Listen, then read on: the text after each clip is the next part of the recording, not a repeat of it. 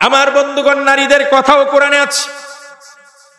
হযরত মারিয়াম আলাইহিস সালাম যখন মার পেটে, মা আল্লাহ রাব্বুল আলামিনের দরবারে মুনাজাত করে মান্নত করলেন, ইন্নী নাযারতু লাকা মা ফি বাতনি মুহাররারান ফাতাকাব্বালহু মিন্নী। হযরত মারিয়ামের মা ইমরানের স্ত্রী যখন মরিয়ম পেটে বাচ্চা ছেলে না মেয়ে এটা জানে না, হযরত মরিয়মের মা বলে উঠলো, আল্লাহ তোমার নামে আমি মান্নত করলাম, যদি আমার পেটের বাচ্চাটা সুষ্ঠুভাবে জন্মগ্রহণ করে, আল্লাহ গো ওই বাচ্চাটাকে আমি মসজিদের খাদেম বানায় দেব। সুবহানাল্লাহ। আমার বন্ধুগণ, আমাদেরকে প্রশ্ন করি, মসজিদের খাদেম হওয়ার জন্য বাচ্চা মেয়ে দরকার না ছেলে দরকার? হিসাব মিলিয়ে দেখুন, খুব সূক্ষ্ম চিন্তা করে মরিয়মের মা আল্লাহর কাছে ছেলে সন্তান চেয়েছেন, বলছেন আমার পেটে যে বাচ্চা আছে, আল্লাহ এই বাচ্চাটাকে তোমার মসজিদের খাদেম বানাইব। এর মানে কৌশলে তিনি আল্লাহর কাছে কি চাইছেন? পুত্র চাইছেন। দেখেন, এটা বহিঃপ্রকাশ হয়েছে কেমনে? পরক্ষণে যখন কিছুদিন পরে যখন ভূমিষ্ঠ হলো, তখন মরিয়মের মা বলছে, আল্লাহ আমি চাইলাম তোমার মসজিদের খাদেম বানাবো, আর তুমি দিলাই মরিয়ম নামে মেয়ে, তো আমি এরে দিয়ে মসজিদের খাদেম বানাইবো কেমনে? তুমি ছেলে দিলে না কেন? আল্লাহ রাব্বুল আলামিন বলছেন, ওয়ালাইসা যাকারু কাল উনসা।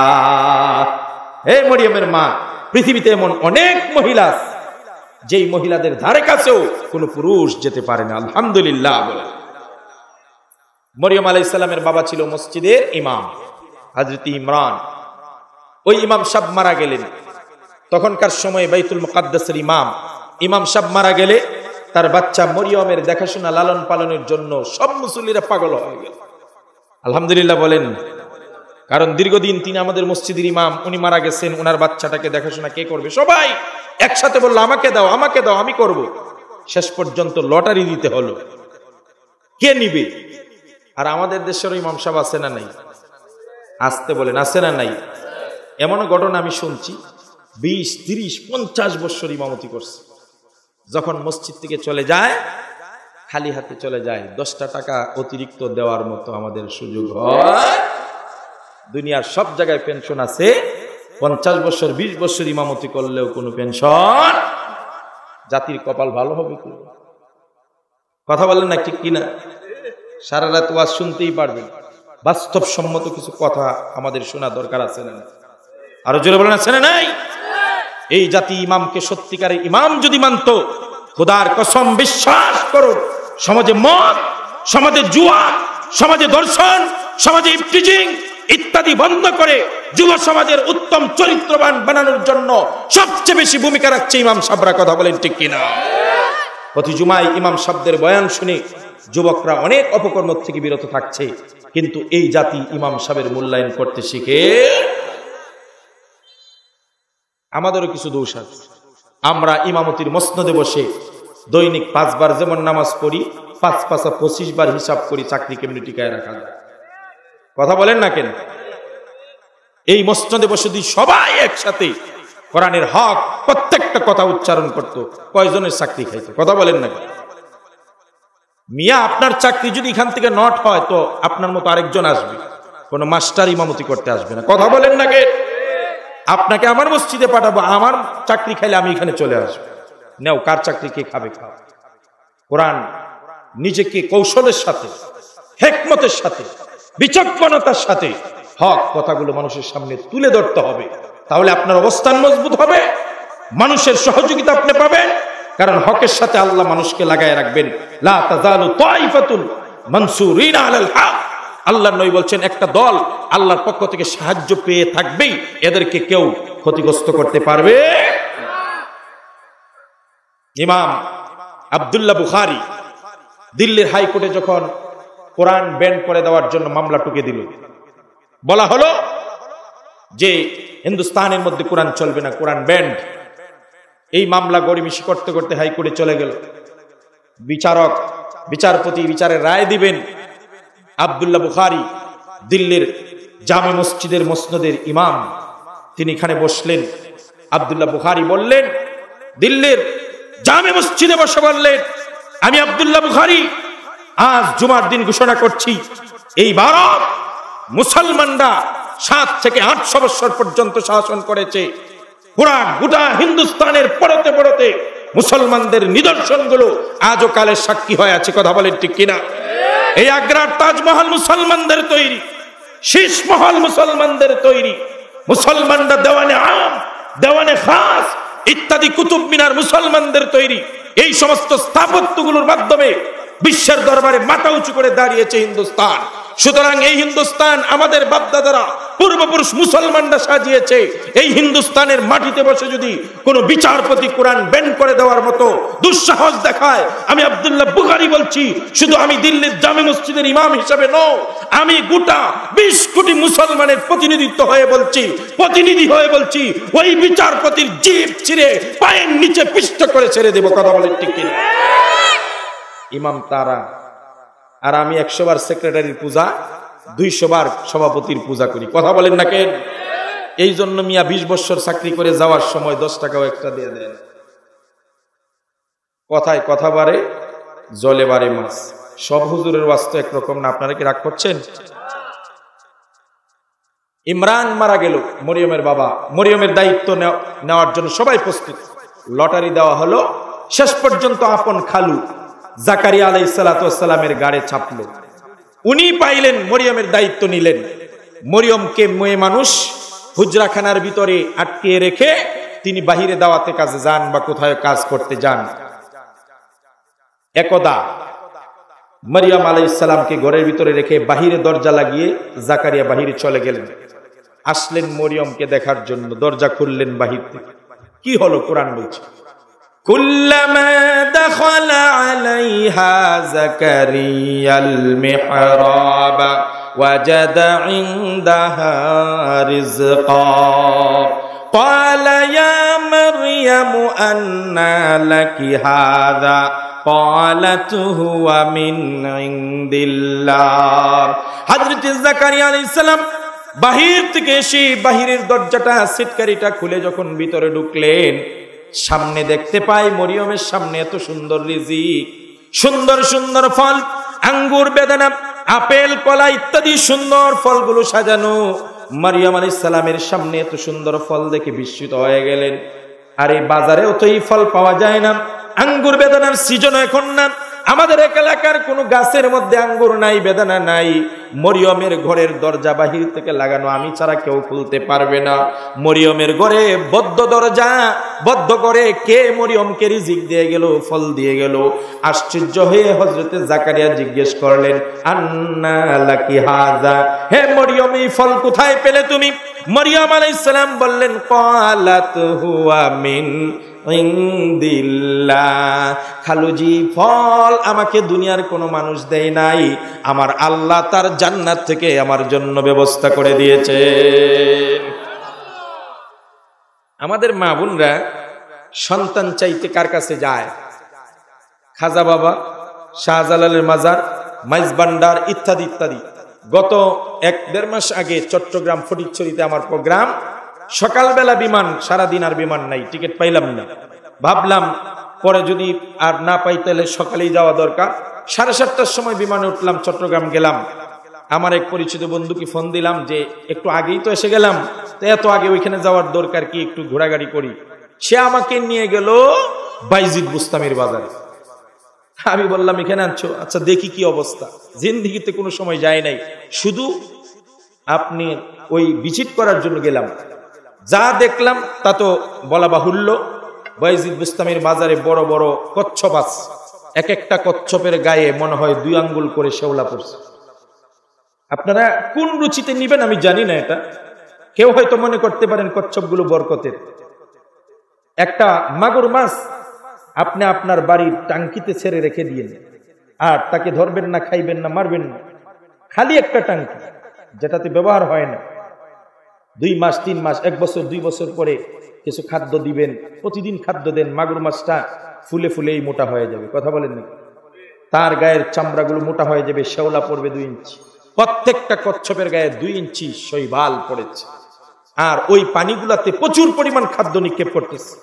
ও সমানে কলা, মুড়ি, আপেল, আঙ্গুর ইত্যাদি তারপরে বিভিন্ন ধরনের নরমাল খাদ্যগুলো দিচ্ছে, আর একদল কুরুচিপূর্ণ মানুষ এই নোংরা পানিগুলো বরকতের জন্য খাইতেছে। এই পর্যন্ত দেখে বললাম আর না, এবার উপরে চলো। বাইজিদ বুস্তামির বাজারের পাশে, আল্লাহ জানে এখানে বাইজিদ বুস্তামি আছে কিনা, আমি জানি না, এই ধরনের কোনো ইতিহাস আমি পাই নাই। আপনারা যদি পান আমাকে একটু খবর দিন। 01718907531 আমার নাম্বার। আমি জানি না বাইজিদ বুস্তামি এখানে আছে কিনা, তারপরও অনেকের বিশ্বাস ওনার মাজার। বাইজিদ বুস্তামির মাজারের পাশে গিয়া দেখি, আপনারা গেলে দেখবেন 3টা মরা গাছ আছে। কয়টা মরা গাছ? 3টা মরা গাছের একটারও ডাল দেখা যায় না। আশ্চর্য, এগুলা ডাল গেল কোথায়? কাছে গিয়া দেখি বুরকা পরা এক যুবতী ওই গাছের পাশে বসে দাঁড়িয়ে দাঁড়িয়ে কি যেন পেঁচাইতেছে। কাছে গিয়া দেখি ডালগুলোর আকার লাল। আরেকটু কাছে যাওয়ার পরে কনফিউশন দূর হয়েছে, গাছের লাল কালার নয়, সুতা, লাল সুতা বেঁধে এটাকে লাল করা। তো বললাম এখানে লাল সুতা বেঁধে কেন? এমন ভাবে বাঁচছে, বাঁচতে বাঁচতে এক একটা মোটা হয়ে গেছে, একটারও ডালের চামড়া দেখা যায় না, সব খালি লাল। যুবতী মেয়েটা বোরকা পরিহিতা। আমি বললাম ওকে জিজ্ঞেস করা দরকার। বলল ভাই আপনারা হুজুরদেরকে নিয়ে একটা কমন সমস্যা, যেখানেই যান তথ্য খুঁজতে চান, এনে ঝামেলা হবে, আপনি জিজ্ঞেস করেন। আমি তো ভাই দেখি ঝামেলা হবে না ইনশাল্লাহ, আমি আছি। এখন চিন্তা করলাম মেয়ে বোরকা পরা, তাকে কিভাবে সম্বোধন করা যায়? আমরা তো এত আসলে ফিরিও না। তো আমাদের যুবকরা আমাদেরকে অনেক কিছু শিখিয়ে দিয়েছে। যুবকরা দেখছি মাঝে মাঝে কয় এক্সকিউজ মি, গাড়িতে উঠলে এক্সকিউজ মি কইরা ধাক্কা দিলেও সমস্যা নেই। আমাকে হুজুর আছে চট্টগ্রামে, তো উনি বলতেন আমি 20 বছর পর্যন্ত লোকাল বাসে মাদ্রাসা থেকে ক্লাস করে বাড়িতে যাই। 20 বছর পর্যন্ত হেল্পার যতবার আমাকে দেখে এসেই বলে এক্সকিউজ মি একটু পিছনে যান, কিন্তু আমার সামনে অসংখ্য যুবক দাঁড়ায় থাকে, এদের কাউকে পেছনে যাইতে বলে। একদিন হুজুর বলে আমার হচ্ছে রাগ, বেটা আমারে খালি এক্সকিউজ মি কইয়া চাচা কইয়া পিছনে পাঠাস। তো একদিন হুজুর রাগায় কইতেছে, এই বেটা আমারে খালি চাচা কইয়া পিছনে পাঠাস, বেয়াদবের বাচ্চা, আমি তো তোর বাবার মতো, যদি আমাকে পিছনে পাঠাইতে হয় তাহলে আজকের থেকে দুলাভাই কয়ে তুই আমাকে পিছনে পাঠাইতে হয়। যুবকরা এক্সকিউজ মি কইলে তো সব হালাল, আর বড় জোর বেশির চেয়ে বেশি অনেক কিছু করার পরে সরি বললে সব শেষ। কথা বলেন নাকি? তো ওই আপনাদের এই নর্মাল পলিসিটা ব্যবহার করলাম। বললাম এক্সকিউজ মি, হ্যাঁ বলেন ইয়েস। আমি বললাম আপনার বাড়ি, কিছু মনে করবেন না। বললো আমার বাড়ি বরিশাল। সত্য কথা বলছি, আমি বানানো কোনো কথা পছন্দ করি না। বললো আমার বাড়ি বরিশাল। আমি বললাম বরিশাল থেকে আপনি এই মাজারে আসছেন? আমার জানা মতে তো পদ্মার ওই পারেই অধিকাংশ মাজার। কথা বলেন না কেন? আটরশি নয়রশি যা আছে সব কোন দিকে? চরমুনাই, ফুরপুরা সব। তো আপনি এখান থেকে চট্টগ্রাম আসলেন কেন? তো মেয়েটা আমাকে বলল যে না আসলাম মাজারে কিছু দরকারে। আমি বললাম এখানে সুতা বাঁধে কেন? মেয়েটা বলল বিভিন্ন নিয়ত করে মানুষ এখানে সুতা বাঁধে, যে যা নিয়ত করে সেটাই পূরণ হয়। যদি আমার কথা বুঝে থাকেন তাহলে তো নাউজুবিল্লাহর আওয়াজটা আরো বড় হওয়ার কথা। সুতা বাঁধলে কি সব নিয়ত পূরণ হয়ে যায়? তাহলে এত আন্দোলন সংগ্রামকে যে সরকার গঠন করতে চায় ওখানে সুতা বাঁধে আতলি হয়। কথা বলেন না কেন? এত মানুষ মারার দরকার কি? সুতা একটা বাঁধে আসলেই হয়, আর নিয়ত করবো যে আমি বাংলাদেশের মসনদে বসতে চাই। এখন মহিলাকে বললাম আপনি কোন নিয়তে আসছেন এটা বলেন। মহিলা বলল হুজুর আজ কয়েক বছর হয়ে গেল সাংসারিক জীবনে আমি আমার স্বামীর সঙ্গে ভালোই ছিলাম, এই পর্যন্ত আমার কোনো সন্তান হয় নাই, যেই কারণে আমি আমার স্বামীর কাছেও মূল্যায়ন নাই। আমার শ্বশুর বাড়ির লোকেরা আমাকে ভালো পায় না, সন্তান হয় না, নাতি নাতনির মুখ দেখে না।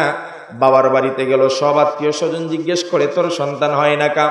হুজুর সন্তানের যন্ত্রণায় চৈত্র মাসের জমিন যেমন এক ফলা বৃষ্টির জন্য হা করে তাকিয়ে আছে, ছটফট করতে করতে ফেটে চৌচির হয়ে যায়। হুজুর চৈত্র মাসের ওই ফাটা জমিনের মতো আমার বুকটা ফেটে গেছে।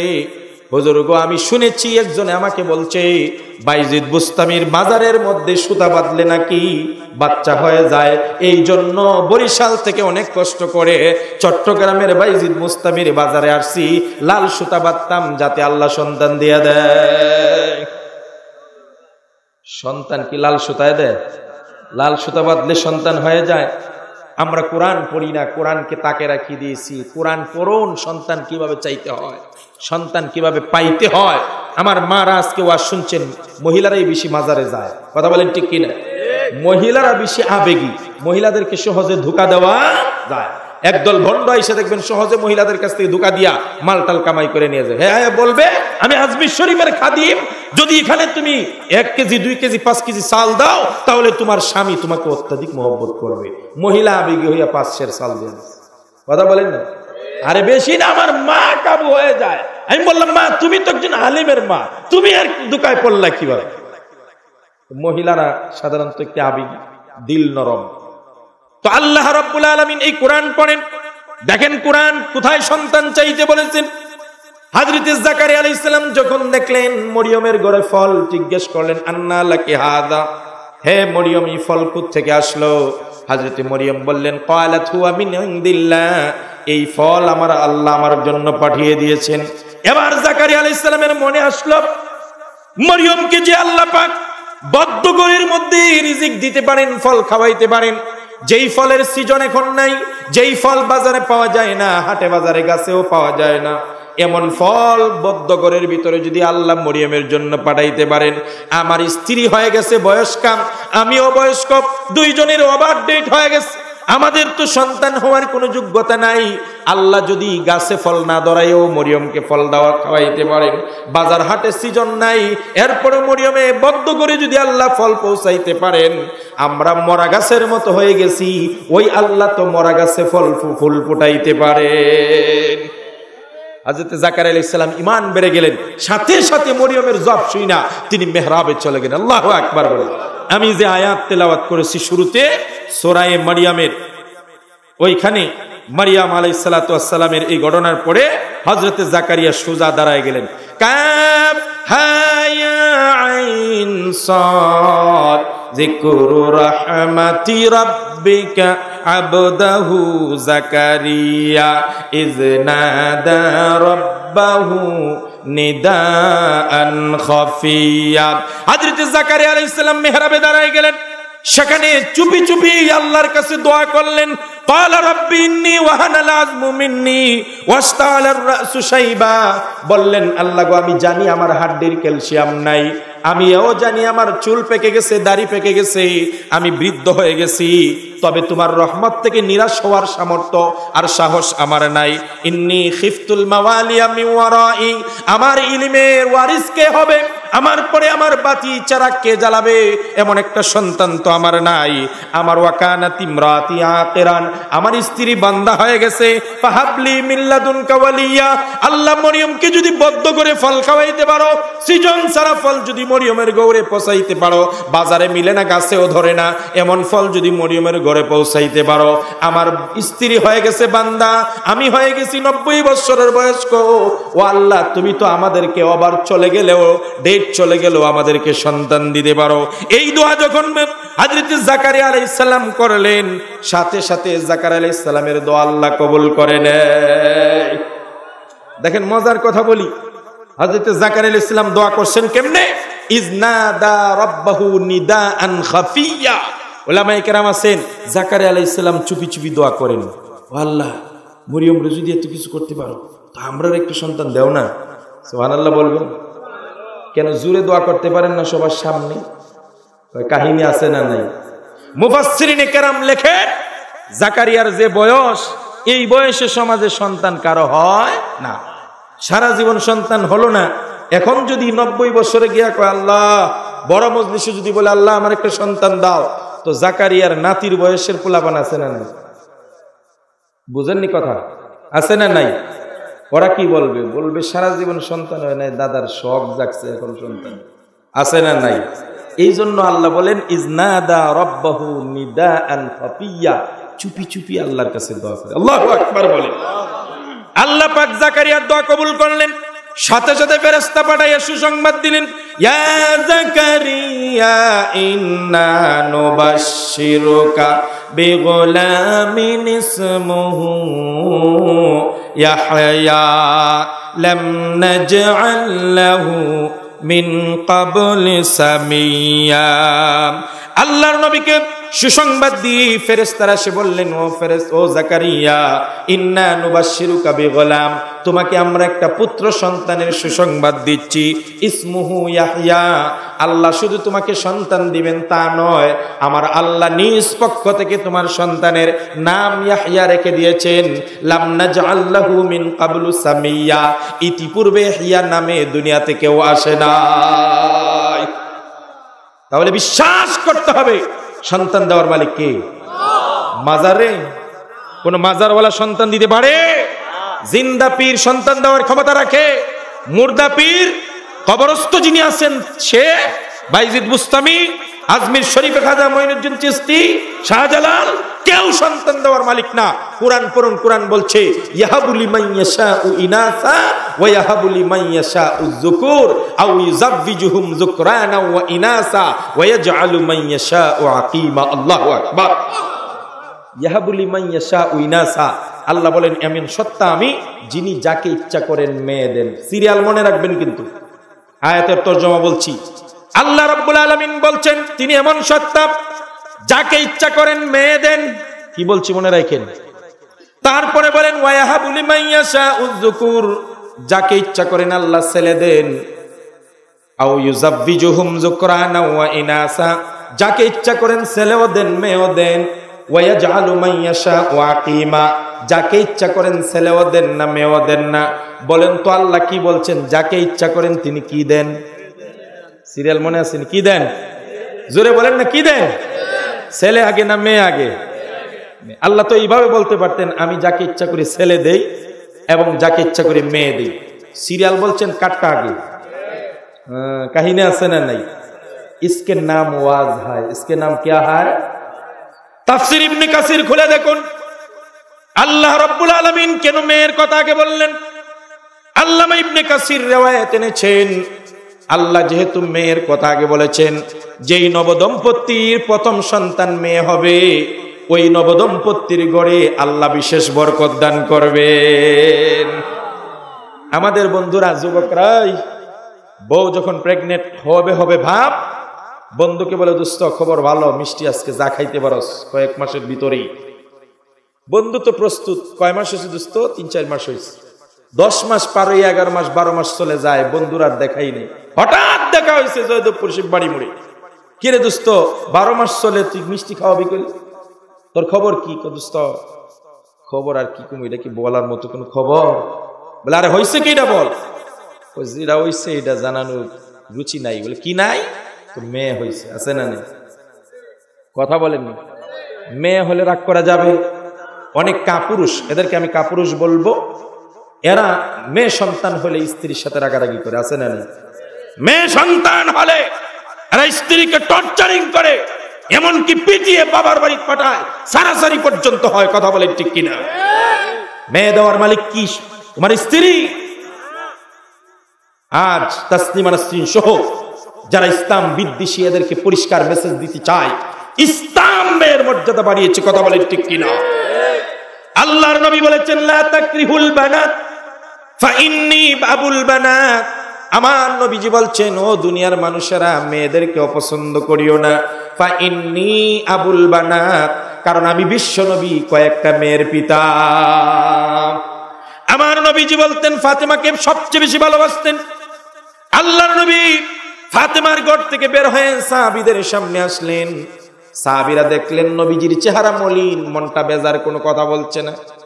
নবীজি অল্পক্ষণ পরে আমার ফাতেমার ঘরে চলে যায়, আবারও কিছুক্ষণ পরে ফাতেমার ঘর থেকে বের হয়ে আসে। এবার সাহাবায়ে কেরাম লক্ষ্য করলেন আমার নবীজি আনন্দ উৎফুল্লে হাসতেছেন। সাহাবায়ে কেরাম প্রশ্ন করলেন ইয়া রাসূলুল্লাহ, প্রথমবার ফাতেমার ঘর থেকে বের হলেন, মনে বড় কষ্ট, চেহারা মলিন, আর দ্বিতীয়বার এখন ফাতেমার ঘর থেকে আসলেন, আপনার চেহারা উৎফুল্ল, আনন্দের আভাস পাওয়া যায়। আমার নবী বললেন সাহাবীরা রে, ফাতেমা হলো আমার কলিজার টুকরা, ফাতিমা বিদাতুম মিন্নি, ফাতেমা হলো আমার শরীরের অংশ, ফাতেমা হলো আমার কলিজার টুকরা। কেউ যদি ফাতেমাকে কষ্ট দেয় আমি বিশ্ব নবীকে কষ্ট দিই। আমি যখন প্রথমবার ফাতেমার ঘরে গেলাম, গিয়ে দেখলাম আলী আর ফাতেমার মধ্যে মনোমালিন্য হয়েছে। একজন একদিকে বসা, আরেকজন আরেক কোণে বসা। সাংসারিক জীবনে মাঝে মাঝে মনোমালিন্য হয় না? ফাতেমার আলীর মধ্যে মনোমালিন্য হয়ে দুইজন দুই জায়গায় বসে। আল্লাহর নবী বললেন, আমার ভালো লাগলো না, আমার মেয়ের চেহারাটা মলিন হয়ে আছে, আমি বের হয়ে আসলাম, কিন্তু তোমাদের সামনে এসে বসে আমি শান্তি পাচ্ছিলাম না। আমি আবার ঘরে গেলাম, গিয়ে আমি আলীর হাত ধরে আমার মেয়ে ফাতেমার হাতের সঙ্গে মিলিয়ে দিয়ে দুইজনের ভুল বুঝাবুঝি আমি মিল করে দিয়ে দুইজনের মুখে হাসি ফুটাইলাম। আমার ফাতেমার মুখে হাসি ফুটছে, এই জন্য ফাতেমার ঘর থেকে আমি বিশ্ব নবী হাসি মুখে বের হয়ে আসলাম। চুরমাতা, তুমি নারীদের ইজ্জত প্রদান করবে, নারীর ইজ্জত প্রদান করেছেন বিশ্ব নবী ইসলামের মাধ্যমে। আল্লাহ ফাতেমা বলেন, আমার বাবা যখন সফরে বের হতেন, সব মানুষের কাছ থেকে বিদায় নেওয়ার পরে আমি ফাতেমার ঘরে এসে সর্বশেষ বিদায় নিতেন। আবার যখন মদিনায় ফিরে আসতেন, কারো সঙ্গে দেখা করার আগে আমি ফাতেমার সঙ্গে বিশ্বনবী দেখা করতে। দেখেন মেয়ে হিসাবে ইসলাম নারীকে কি মর্যাদা দিয়েছে। আল্লাহর নবী বলছেন, মান আলা জারিয়াতাইন, নবীজি বলেন, কারো যদি কোনো পিতার যদি দুইটা মেয়ে সন্তান থাকে, কয়টা?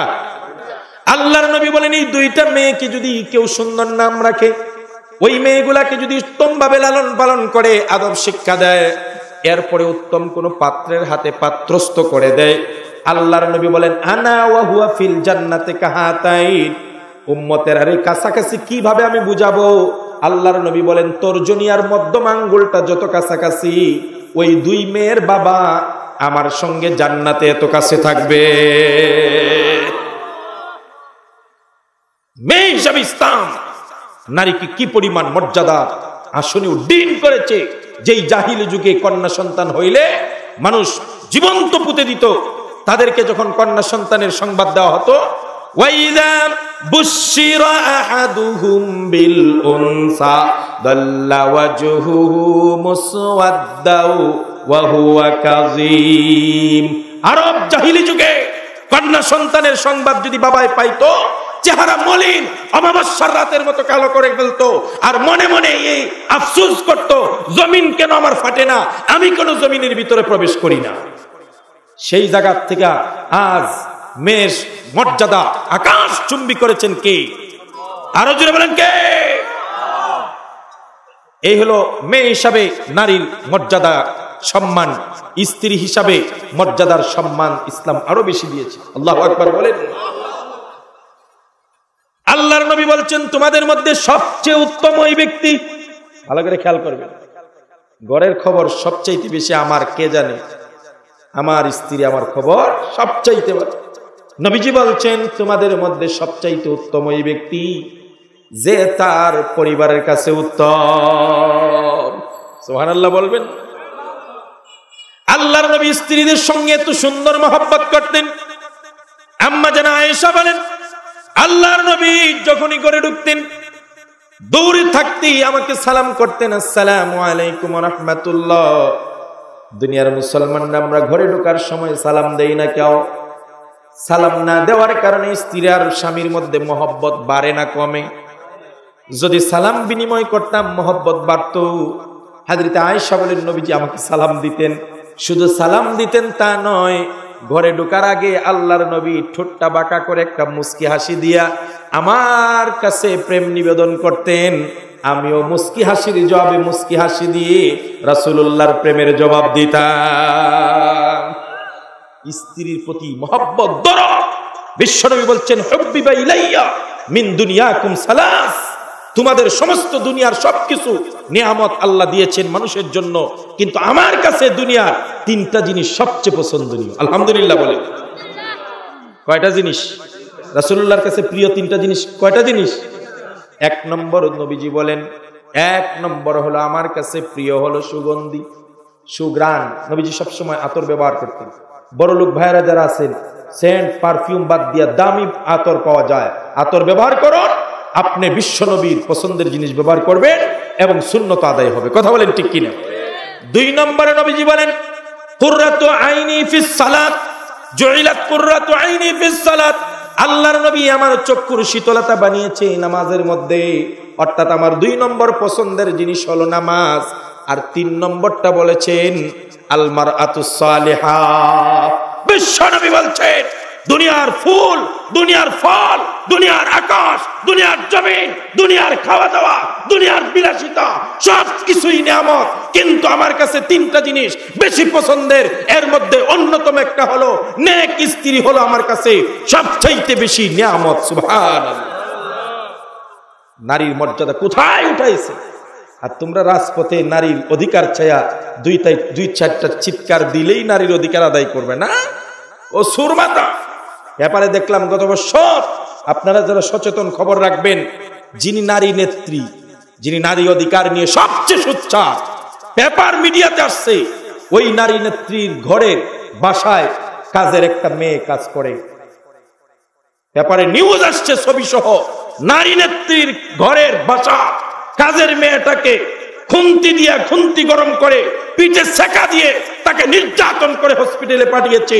আমি বলবো, হে দুনিয়ার পসাগান্দা, তোমরা নারীদের ইজ্জত রক্ষা করতে পারবে না, অধিকার দিতে পারবে না, তোমরা নিজেরা নারীদেরকে নির্যাতনকারী হচ্ছ। একমাত্র কোরআনের মাধ্যমে বিশ্বনবী আর ইসলাম নারীর মর্যাদা দিয়েছে। কথা বলেন ঠিক কিনা? সত্যিকার সব হলো নারী, এরা নারীর লিপসু, এরা নারীকে ভোগ করতে চায়, নারীকে পণ্যের বস্তু পরিণত করতে চায়। আজ 1 টাকার একটা শ্যাম্পু বিক্রি হয় না নারীর অর্ধ উলঙ্গ ছবি না দিলে। কথা বলেন না কেন? এটা কি নারীর মর্যাদা বাড়াচ্ছ নাকি পণ্য হিসাবে ব্যবহার করছো? জায়গায় জায়গায় নারী দর্শিতা। ইসলাম বলছে ওয়াকারনা ফি বুয়ুতিকুন্না ওয়ালা তাবাররাজনা তাবাররুজাল জাহিলিয়াতিল উলা। বর্বরতার যুগের মতো অর্ধ উলঙ্গ হয়ে তোমরা রাস্তায় বের হইও না। আমরা বলি না নারীরা কোনো কর্মস্থলে যেতে পারবে না, এই কথা ইসলামও বলে নাই। ইসলাম বলছে প্রয়োজনে অফিসে যাও, প্রয়োজনে গার্মেন্টসে যাও, আত্মীয়র বাড়িতে যাও, ব্যবসা করো। অনেক খাদিজা রাদিয়াল্লাহু তাআলা আনহার ব্যবসা ছিলেন, অনেক মহিলা সাহাবীরা ব্যবসা করেছেন, যুদ্ধে গিয়েছেন, আয়েশা রাসূলুল্লাহর সঙ্গে যান নাই, কিন্তু শালীন পোশাক পরে যাও, নিরাপত্তা নিশ্চিত করে যাও। কথা বলেন ঠিক কিনা? আমার বন্ধুগণ, এই জন্য স্ত্রীর মর্যাদা দেখুন কি। আমার নবীজির স্ত্রী হযরতে আয়েশা বলেন, একদা আমি গ্লাসে নিয়ে পানি পান করতেছিলাম, আমার নবীজি দূর থেকে দেখলেন আমি পানি পান করছি। বিশ্বনবী আওয়াজ দিয়া বললেন, ইয়া হুমায়রা। ওহ, কি মজার কথা শুনেন। আরবিতে হুমায়রা, হামরা থেকে হুমায়রা। হামরা মানে হলো লাল বর্ণ। আল্লাহর নবী আয়েশাকে অধিকাংশ সময় নাম ধরে ডাকতেন না, তিনি বিশ্বনবী আয়েশাকে বলতেন, ও আমার লালের টুকরা। সুবহানাল্লাহ বলতে ইচ্ছা করে না? আমরা যেমন আমাদের সন্তানকে বলি আমার সোনামণি, আমার চাঁদের টুকরা, বউকে বলি আমার নয়নের মণি, আমার কলিজার টুকরা, জানের জান পরাণের পরাণ কলিজার আদা খান, বলি না? বলি না? আল্লাহর নবী বলেন, আমি আয়েশাকে হুমায়রা বলে ডাকতাম। কি বলে ডাকতাম? আজকে সব স্বামীরা গিয়ে বাসায় বলবেন, ইয়া হুমায়রা, হে আমার লালের টুকরা। দেখবেন স্ত্রীর মিটার, থার্মোমিটার 1 লাফে 360 চলে যাবে। কথা বলেন না কেন? ভালোবাসা উতরাইয়া পড়বে। মিয়া স্ত্রীরা খুশি করতে বেশি কিছু লাগে না, একটু সোহাগ, একটু আদর দিলে আমার মা জাতিরা একদম মন নরম হয়ে যায়। কথা বলেন না কেন? আল্লাহর নবীর স্ত্রী বলেন, আমাকে বিশ্বনবী ডাক দিলেন, ইয়া হুমায়রা, হে হুমায়রা, তুমি যে গ্লাসের পানি পান করছো, একা সব পানি পান করো না, আমি বিশ্বনবীর জন্য কিছু পানি রেখে দিও। সুবহানাল্লাহ। এ মুসলমানরা, আমি প্রশ্ন করি, আমার নবীজির ঘরে আয়েশার গ্লাসের পানি ছাড়া কি পানি নাই? তো আয়েশার পানি, গ্লাসের পানি রাখতে বলেন কেন? হযরত আয়েশা বলেন, নবীজি আসলেন, আমি অর্ধেক পানি পান করলাম, বাকি অর্ধেক পানি আমার নবীর হাতে উঠায় দিলাম। নবীজি গ্লাসটা হাতে নিয়ে এইভাবে ঘোরাচ্ছেন আর কি যেন দেখতেছেন। আমি প্রশ্ন করলাম, ইয়া রাসূলুল্লাহ, বললেন পানি পান করবেন, পান করেন না কেন? আমার নবীজি বললেন, আয়েশা রে, আমি খেয়াল করতেছিলাম কোন জায়গায় তোমার ঠোঁটটা লাগিয়ে পানি পান করেছো। হযরত আয়েশা বলেন, আমি আঙ্গুল দ্বারা ইশারা করে বিশ্বনবীকে বললাম, ইয়া রাসূলুল্লাহ, গ্লাসের এই জায়গাটায় আমার ঠোঁটটা লাগিয়ে আমি পানি পান করেছি। আল্লাহর নবী বললেন, আয়েশা গো, তুমি যেই জায়গায় ঠোঁট লাগিয়ে পানি পান করেছো, অবশিষ্ট পানিটা একই জায়গায় ঠোঁট লাগিয়ে পানি পান করব। স্ত্রীর মর্যাদা কেমন দিয়েছেন। হযরত আয়েশা বলছেন, আমি নবীজির ঘরে 9 বছরে আসলাম। আমার নবীজির ঘরে আসার পরে আমি ঘরের কাজ করতে পারতাম না, রান্না বান্নার কাজ খুব ভালো পারতাম না। এমনও সময় হতো রান্না বান্না রেখে আমি রাতে ঘুমিয়ে যেতাম। আল্লাহর নবী সারাদিন সফর করে দাওয়াতি কাজ করে আমাকে ঘুম থেকে জাগ্রত করাতেন, এরপরে নিজে খাইতেন, আমাকে খাওয়াইতেন। সুবহানাল্লাহ। আয়েশা ছোট্ট মেয়ে, 9 বছর বয়স, খেলার কোনো সাথী নাই, মন খারাপ আছে না নাই? আল্লাহর নবী একথা দেখলেন, আয়েশা মন বেজার করে বসে আসছে। আল্লাহর নবী বললেন, আয়েশা তোমার মনটা কেন খারাপ আমি বুঝতে পারছি। এক কাজ করো, আজ আকাশে চন্দ্রিমার রাত, সব মানুষ ঘুমিয়ে গেছে, আয়েশা বের হও ঘরে থেকে। হযরত আয়েশা বলেন, আল্লাহর নবী আমাকে নিয়ে ঘর থেকে বের হলেন। নবীজি ঘর থেকে বের হয়ে বললেন, আয়েশা রে, ওই যে গাছটা দেখা যায়, এই গাছটা কে আগে ছুঁইতে পারে আমরা দুইজনে দৌড় প্রতিযোগিতা লাগাই। হযরত আয়েশা বলেন, আমি হালকা হ্যাংলা একটা দুবলা পাতলা একটা মেয়ে, আমি দৌড়তে পারি প্রচন্ড, কিন্তু বিশ্বনবীর শরীরে আল্লাহ পাক 100 জান্নাতি পুরুষের শক্তি দান করেছেন। সুবহানাল্লাহ বলেন। আল্লাহর নবী আর আমি দৌড় দিলাম ওই গাছটি ছোঁয়ার জন্য। বিশ্বনবী আমাকে পিছনে ফেলে দিয়ে ওই গাছ পর্যন্ত আগেই চলে যায়। বাচ্চারা যখন কোনো জিনিস না পারে, ফেল করে, মন খারাপ হয় না? হয় না? হযরত আয়েশা বলেন, আমি নবীর সঙ্গে পারলাম না দৌড় দিয়ে, এই জন্য মনটা আমার খারাপ হয়ে যায়। আল্লাহর নবী আবার বুঝতে পেরে আমার মন খুশি করার জন্য নবীজি বললেন, আয়েশা রে, এবার চলো রিটার্ন দৌড় দেই, দেখি কে আগে ঘর পর্যন্ত পৌঁছতে পারে। সুবহানাল্লাহ। হযরত আয়েশা বলেন, আমি আর বিশ্বনবী আবার রিটার্ন দৌড় দিলাম। আমি আবার ঘরে সবার আগে, নবীজির আগে ঘরে শুয়ে ফেললাম। স্বভাবতই আমি যেহেতু আগে ফার্স্ট হয়েছি, আমি খুশিতে লাফানো শুরু করলাম। কিন্তু ওই সময় বুঝতে পারি না আমি কেমনে এখন 1 নম্বর হয়ে গেলাম। আগে তো আমি ফার্স্ট হইতে পারি নাই। পরে বুঝতে পারলাম আমার নবী, বিশ্ব নবী আমাকে আনন্দ দেওয়ার জন্যে, আমার মনোরঞ্জনের জন্যে রিটার্ন দৌড় দেওয়ার সময় ইচ্ছা করে মাঝপথে ঢিল দিয়েছিলেন। ও দুনিয়ার মুসলমানেরা, ইসলাম নারীকে কোন জায়গায় রেখেছে?